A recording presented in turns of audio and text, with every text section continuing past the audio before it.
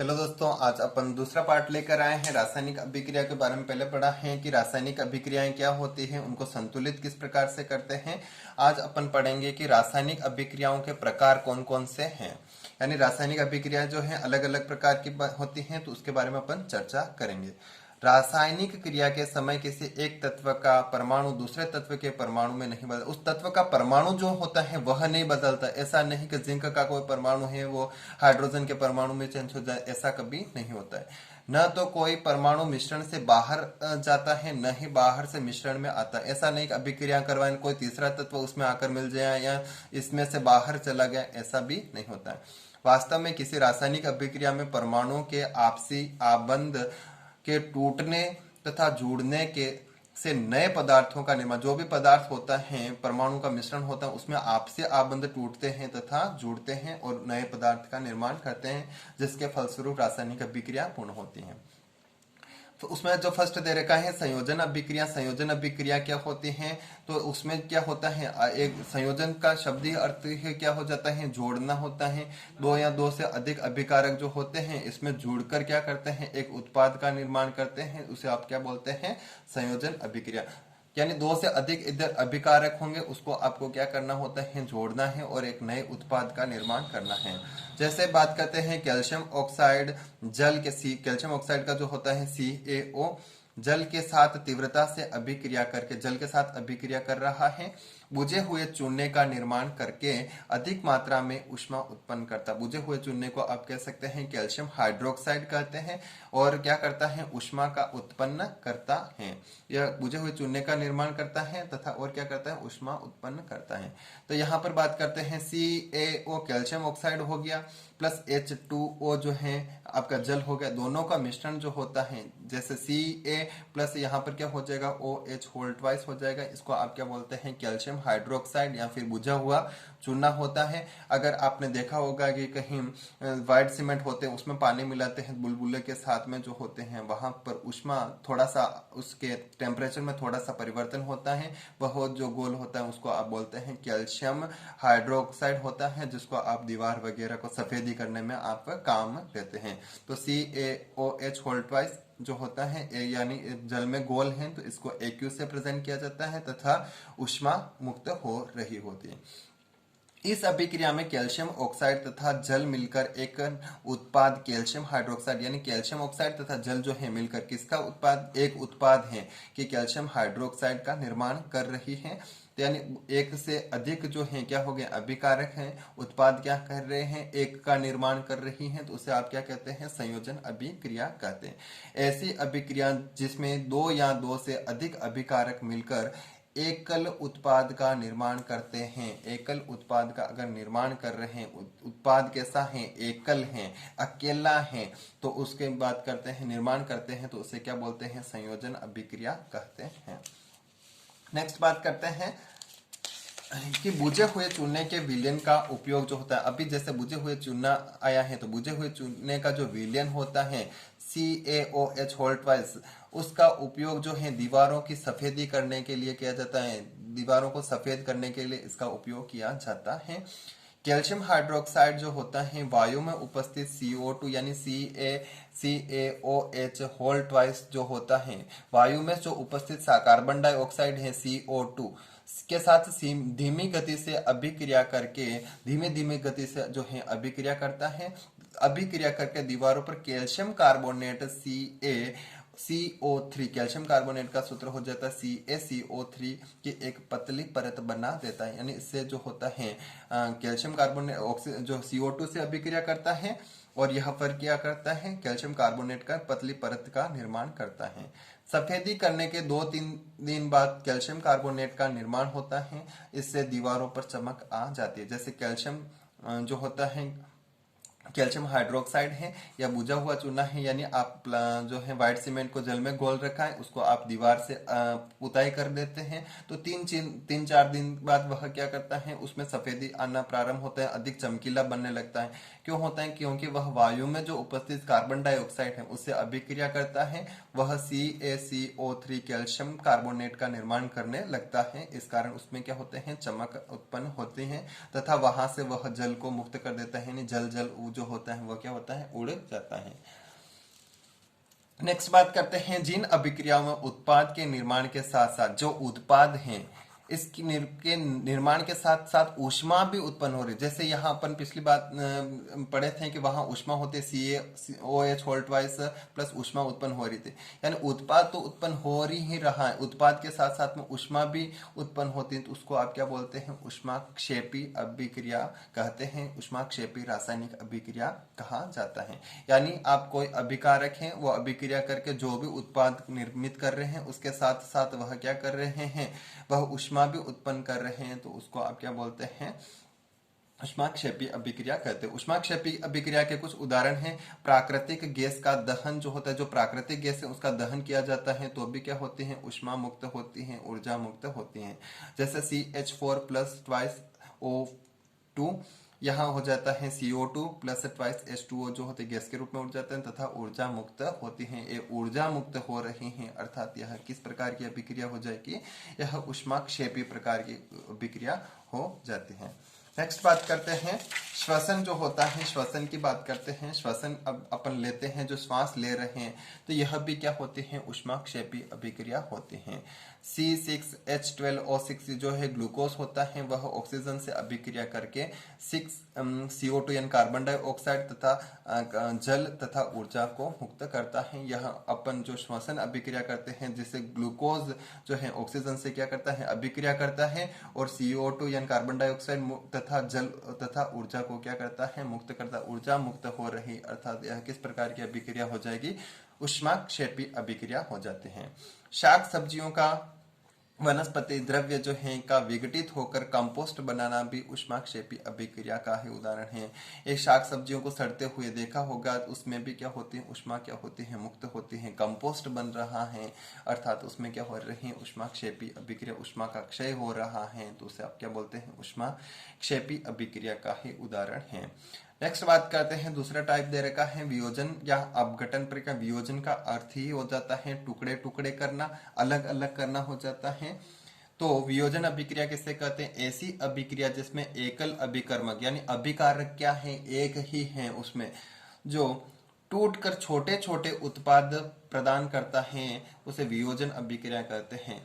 वियोजन अभी वियोजन से नाम से ही पता चल रहा है, अपघटन से नाम से ही पता चल रहा है कि उसके टुकड़े टुकड़े करना होता है। इसमें एक अभिकारक होता है जो टूट कर जो होता है अनेक उत्पाद में निर्मित होता है, उसको आप क्या बोलते हैं, वियोजन अभिक्रिया कहते हैं।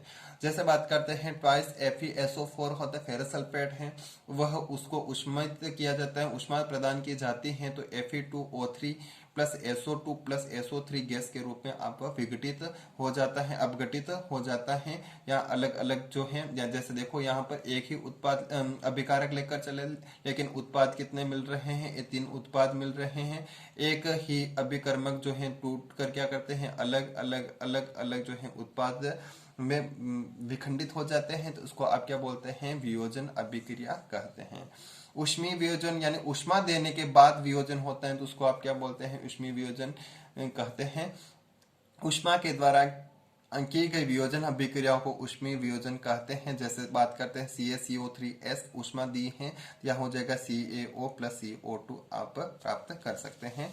नेक्स्ट बात करते हैं, जैसे लेड, इसकी बात कर रहे हैं PbNO3 होल ट्वाइस S जो है ठोस रूप में है, उसको ताप देते हैं तो यहाँ हो जाता है twice PbO lead oxide plus NO2 plus O2 में क्या होता है, विखंडित हो जाती हैं, या आप कह सकते हैं अपघटित हो जाती हैं।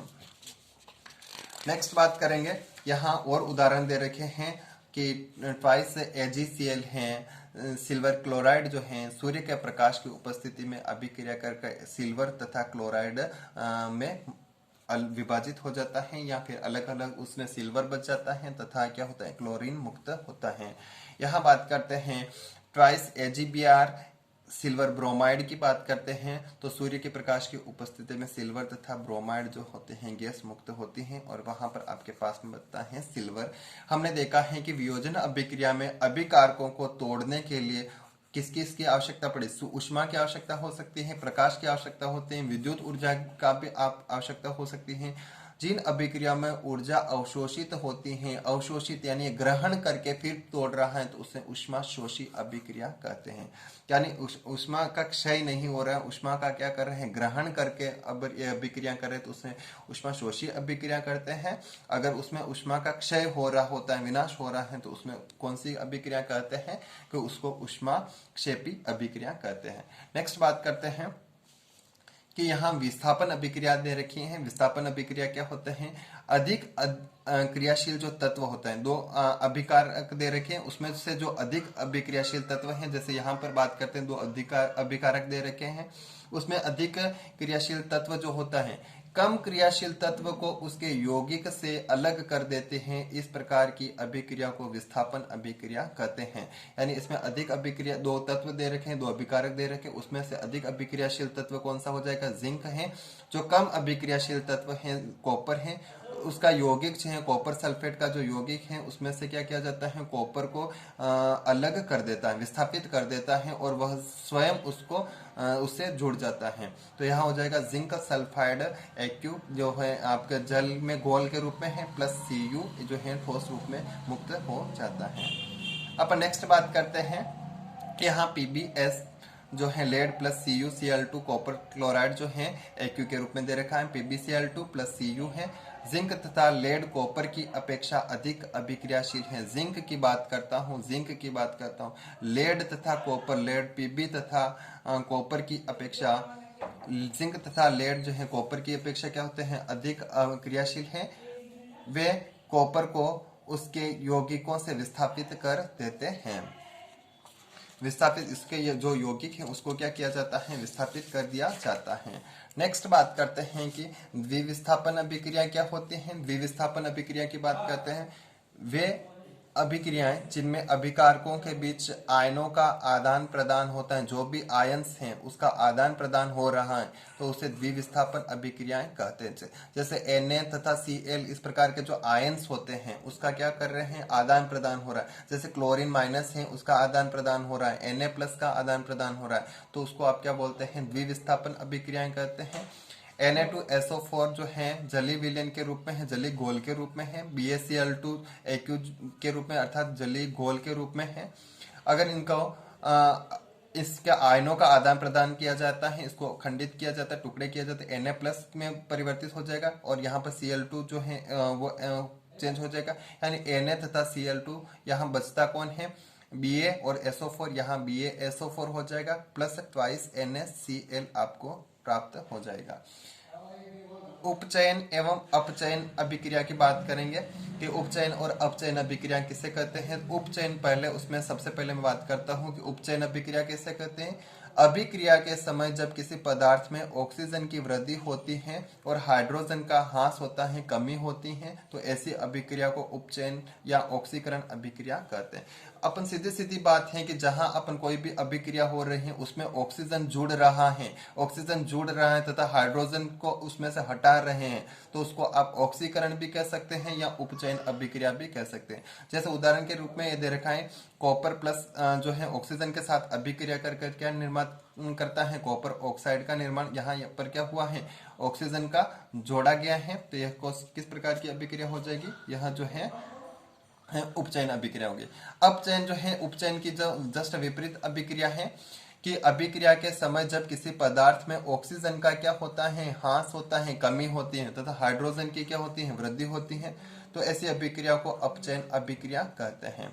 कॉपर ऑक्साइड है, उसको जल के साथ अभिक्रिया करवाई जाती है, तो यहाँ जो है Cu प्लस H2O में परिवर्तित होता है, यानी यहाँ ऑक्सीजन जो क्या हो जाएगा, इससे विस्थापित हो जाएगा। ऑक्सीजन का हटना अपन क्या कहते हैं, अपचयन अभिक्रिया कहते हैं। यहाँ से ऑक्सीजन हट गया है, यह हाइड्रोजन के साथ में जुड़ जाता है, तो इसको आप क्या कह सकते हैं, अपचयन अभिक्रिया कहते हैं। नेक्स्ट बात करते हैं, इन दोनों ही अभिक्रियाएं हो रही हैं। रेडॉक्स अभिक्रिया की बात करते हैं, उपचयन अपचयन अभिक्रिया भी कहा जाता है रेडॉक्स अभिक्रियाओं को। किसी अभिक्रिया में एक अभिकारक उपचयित तथा दूसरा अभिकारक अपचयित हो रहा है, तो इन अभिक्रियाओं को उपचयन अपचयन अथवा रेडॉक्स अभिक्रिया भी कहते हैं। यानी अपने उपचयन और अपचयन जो अभिक्रिया पड़े, दोनों ही अभिक्रिया किसी समीकरण अभिक्रिया में लागू हो रही हैं, जिसमें ऑक्सीकरण भी हो रहा है, अपचयन भी हो रहा है। तो आप उसको क्या बोलेंगे, उपचयन अपचयन या फिर रेडॉक्स अभिक्रिया कहते हैं। जैसे यहाँ बात कर लेता है Cu+H2 की बात। यहाँ जो है अपचयन, ऑक्सीजन का हटना जो हो रहा है, हट भी रहा है, हटा है तो उसको क्या बोलते हैं, अपचयन हो रहा है। लेकिन हाइड्रोजन के साथ में तो क्या कर रहा है, जुड़ रहा है। यहाँ बात करता है H2O जो बन रहा है तो उसमें क्या हो रहा है, उपचयन हो रहा है, यानी ऑक्सीकरण हो रहा है। तो अपचयन भी हो रहा है और उपचयन भी हो रहा है, तो इसको आप क्या बोल सकते हैं, रेडॉक्स अभिक्रिया कह सकते हैं। जिंक ऑक्साइड प्लस कार्बन जो होता है, यहाँ बात करते हैं तो जिंक जो होता है, जिंक से ओ क्या हो रहा है, विस्थापित हो रहा है, तो जिंक प्लस CO आपके यहाँ उपचयन की अभिक्रिया हो गई। MnO2 जो है 4HCl जो है, इसमें बात करते हैं और इसके साथ में जुड़ रहा है तो ये क्या हो जाएगा, जिंक उपचयन। इसके साथ की बात करता हूँ तो यहाँ तो जो है क्या है, विस्थापित हो रहा है, लेकिन इसके साथ में बात करता हूँ तो इसमें क्या हो रहा है, जुड़ रहा है, तो ये रेडॉक्स अभिक्रिया हो जाती है। यानी यहाँ पर हो रहा है अपचयन, यहाँ पर हो रहा है उपचयन हो रहा है, ऑक्सीजन जुड़ रहा है। लेकिन यहाँ बात कर ले MnO2 plus 4HCl, MnCl2 plus H2O plus Cl2, इसमें भी क्या हो रहा है, ऑक्सीकरण और अपचयन अभिक्रियाएं हो रही हैं। अपन बात करेंगे नेक्स्ट जो दे रखा है, दैनिक जीवन में उपचयन अभिक्रियाओं के प्रभाव की बात कर रखे हैं कि अपचयन के जो है प्रभाव क्या है, इसके बारे में बात करें तो संक्षारण भी जो होता है दैनिक जीवन में उपचयन का ही एक उदाहरण है। लोहे की बनी हुई वस्तुएं चमकीली होती हैं, लेकिन कुछ समय पश्चात उन पर लालिमा युक्त भूरे रंग की परत चढ़ जाती है। आपने सामान्य लोहे की अगर नई नई वस्तुएं देखते हैं तो वो चमकीली होती है, लेकिन कुछ समय पश्चात वह क्या होता है, उस पर भूरे रंग की परत चढ़ जाती है। उसे अपन क्या बोलते हैं, लोहे पर जंग लगना कहते हैं। जब कोई धातु अपने आसपास अम्ल, आर्द्रता आदि के संपर्क में आती है तब वे संक्षारित होती है, नष्ट होना प्रारंभ कर देती। कोई जब धातु है वह अपने आसपास का जो कोई अम्ल है, आर्द्र है, नमी है, उसके संपर्क में आती है तो वह धीरे धीरे क्या होते हैं, संक्षारित होना प्रारंभ कर देती है, नष्ट होना प्रारंभ कर देती है। इस प्रक्रिया जो प्रोसेस होती है पूरी की पूरी को अब उसको क्या कहते हैं, संक्षारण कहते हैं। जैसे बात करते हैं चांदी के ऊपर काली परत चढ़ना, तांबे के ऊपर हरी परत चढ़ना, संक्षारण के अन्य उदाहरण आप आसपास में बहुत सारे उदाहरण दे सकते हैं कि तांबे का लोटा होता है तो उसमें जो जल की नमी में रखा जाता है तो वह क्या, या फिर उस पर जो है अम्ल या क्षार जो भी है उसके संपर्क में आता है, अम्ल के संपर्क में आता है तो उस पर एक हरे रंग की परत चढ़ जाती है, वह संक्षारण का उदाहरण है। विकृत गंधिता के बारे में बात करते हैं कि विकृत गंधिता क्या होता है, उपचयित होने पर तेल तथा वसा एवं वसा, उपचयित का मतलब क्या होता है, ऑक्सीजन से अभिक्रिया करने पर जो तेल है तथा वसा है ऑक्सीजन से अभिक्रिया करके वह क्या होते हैं, गंध उत्पन्न कर लेता है, विकृत गंधित हो जाते हैं, उसमें बांस आने लगती हैं, उनके स्वाद तथा गंध बदल जाते हैं। प्राय तेली तथा वसा युक्त खाद्य सामग्रियों के उपचयन रोकने वाले पदार्थ या प्रतिऑक्सीकारक मिलाए जाते हैं। उनमें क्या किया जाता है, लंबे समय तक अगर रखना है उसको तो उसमें प्रतिऑक्सीकारक यानी उपचयन को रोक सके ऐसे ऑक्सीकारक पदार्थ मिलाए जाते हैं। वायु रोधी बर्तनों में खाद्य सामग्रियां रखने से उपचयन की गति धीमी हो जाती है, यानी वायु का आदान प्रदान जहां नहीं हो रहा है उस प्रकार के बर्तन में इस प्रकार की तेली सामग्रियों को रखा जाता है तो वहां पर उसे खराब होने से बचाया जा सकता है। क्या आप जानते हैं कि चिप्स बनाने वाले चिप्स की थैली में ऑक्सीजन हटाकर उसमें नाइट्रोजन गैस जैसे कम सक्रिय गैस से युक्त कर देते हैं ताकि चिप्स अपचयन न हो। यानी उसमें अब चिप्स वगैरह देखी होगी थैली तो उसमें जो गैस भरी होती है अधिकांश नाइट्रोजन होती है, क्योंकि नाइट्रोजन जो होता है कम सक्रिय होती है, इतनी सक्रिय नहीं होती है, तो वह क्या होता है, ऑक्सीजन को निकाल देते हैं जो अधिक अभिक्रियाशील है ताकि वह चिप्स जो है खराब न हो सके। नेक्स्ट बात कर रहे हैं यहाँ प्रश्न से रिलेटेड, किसी पदार्थ X के विलयन का उपयोग सफेदी करने में होता है, सफेदी करने भी उसके विलयन की बात करें तो किसके विलयन की बात हो जाएगी कि यहाँ कैल्शियम ऑक्साइड की बात हो जाएगी। कैल्शियम ऑक्साइड यानी कैल्शियम ऑक्साइड इसका सूत्र हो गया, इसका नाम पूछा है तो यहाँ क्या हो जाएगा, कैल्शियम ऑक्साइड, कैल्शियम ऑक्साइड हो जाता है। कैल्शियम ऑक्साइड का जो विलयन होता है उसी को आप क्या करते हैं, सफेदी करने के लिए उपयोग किया जाता है। फर्स्ट में लिखे गए पदार्थ X की जल के साथ अभिक्रिया यानी CaO की आपको किसमें अभिक्रिया करवानी, H2O से अभिक्रिया करवानी जल के साथ, तो यहाँ हो जाएगा CaOH होल ट्वाइस जो है यह आपके अभिक्रिया हो जाएगी, प्लस आपके जो है ऊष्मा मुक्त हो रही हैं तो ऊष्मा मुक्त कर दीजिए। नेक्स्ट क्वेश्चन जो दे रखा है, जब लोहे की कील को कॉपर सल्फेट के विलयन में डुबोया जाता है, जो लोहे की कील है उसको कॉपर सल्फेट का जो विलयन दे रहा है उसमें डुबाया जाता है, तो विलयन का रंग क्यों बदल जाता है? उसमें जो विलयन का जो रंग होता है, कॉपर सल्फेट का जो रंग होता है, वह क्या होता है? बदल जाता है। जब एक कॉपर सल्फेट विलयन में लोहे की कील डुबोई जाती है तो लोहा कॉपर सल्फेट विलयन से कॉपर का विस्थापन कर देता है, क्योंकि कॉपर सल्फेट का विलयन है वह क्या करता है? कॉपर को विस्थापित अलग कर देता है, और लोहा जो होता है स्वयं उससे अभिक्रिया कर लेता है और लोहे का सल्फाइड बना लेता है, जो कि रंग में हरा होता है। इसलिए विलयन का रंग बदल जाता है। जो लोहा का सल्फाइड जो होता है रंग में हरा होता है, तो हरे रंग का वो बन जाता है पूरा का पूरा CuSO4 प्लस Fe। तो अधिक अभिक्रियाशील Fe है, तो Fe जो है उसके जो यौगिक हैं उससे कॉपर को अलग कर लेता है, स्वयं उसके साथ में जुड़ जाता है और हरे रंग का विलयन प्राप्त करता है, जिस कारण से वो उसका रंग क्या होता है? बदल जाता है।